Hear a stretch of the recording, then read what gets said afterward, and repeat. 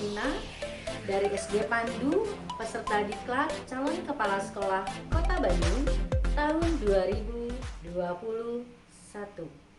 Diklat CKS 2021 ini melakukan 4 tahap. Dalam diklat ini, calon kepala sekolah harus melaksanakan 2 kegiatan. Yang pertama adalah rencana proyek kepemimpinan di sekolah magang 1. Yang kedua adalah peningkatan kompetensi kepemimpinan di sekolah magang 2. Di dalam melaksanakan rencana proyek kepemimpinan, tahapan-tahapan yang dilakukan adalah perencanaan, pelaksanaan, monitoring evaluasi, dan refleksi. RPK dilaksanakan di Sekolah Magang 1 yaitu di SD Pandu dengan judul Peningkatan Mutu Guru dalam Perangkat Pembelajaran dan Penggunaan Media Pembelajaran melalui IHT untuk meningkatkan kompetensi siswa.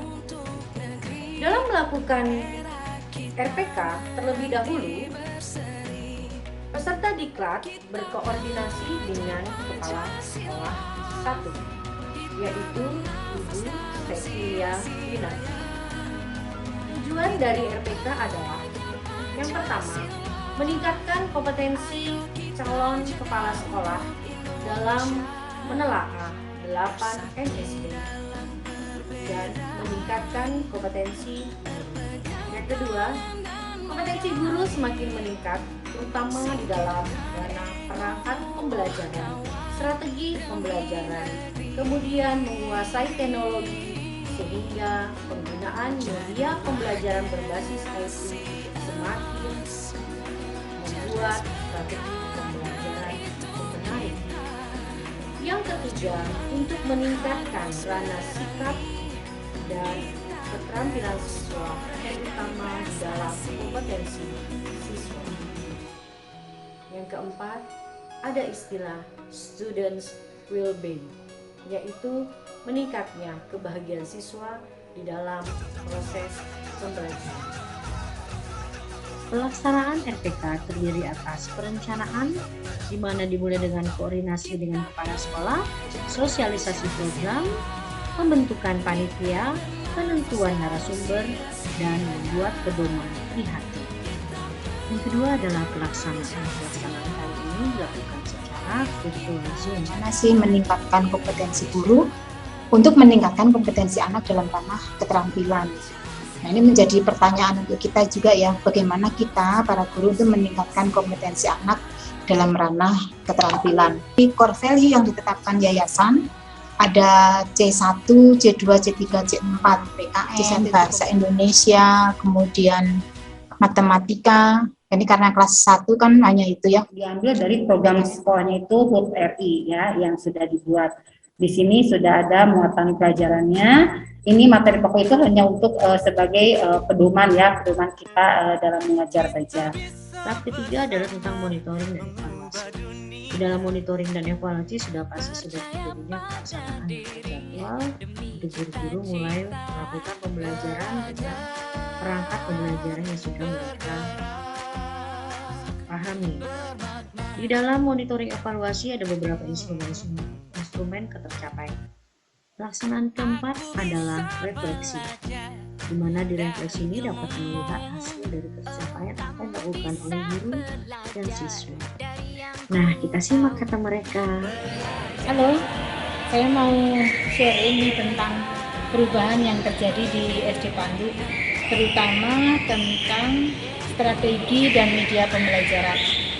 Jadi berawal dari hasil EDS, kami berefleksi tentang hal-hal yang perlu kami fokuskan untuk ditingkatkan, dan juga ditambah refleksi dengan situasi pandemi strategi dan juga dari media, gitu kan.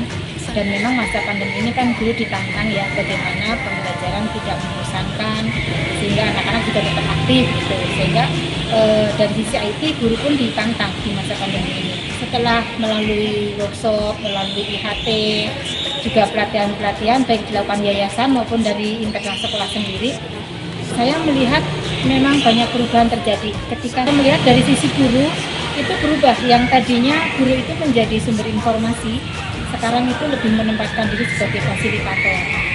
Kemudian dari anak sendiri, anak yang tadinya hanya mendengarkan, hanya mengerjakan banyak soal, kemudian menjawab pertanyaan, sekarang berubah.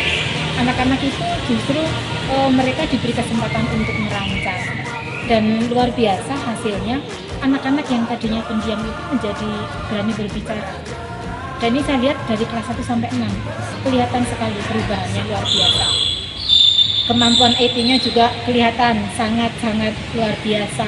Memang strategi pembelajaran dan media yang kita gunakan itu akan sangat berdampak, sangat signifikan terhadap suasana belajar dan juga keaktifan anak. Pembelajaran kita dengan menggunakan IT, jadi kompetensi anak itu dapat terlihat lebih meningkat dan berkembang. Memang Tanya ingetin aja gitu kan. Tapi kalau sekarang kan anak diajak bersama-sama, aktif, guru bertanya, anak menjawab, ayo siapa. Justru mereka saya lihat duluan saya bu, dengan gitu kan kelihatan sekali mereka sangat bersemangat. Kemudian Menyelesaikan asesmen yang dibuat oleh guru dengan aplikasi terasa lebih menyenangkan dan enjoy karena seperti memainkan suatu games tapi sambil belajar. berdasarkan analisis kebutuhan pengembangan keprofesian, dilakukan peningkatan kompetensi yang paling rendah, yaitu kompetensi sosial di sekolah magang.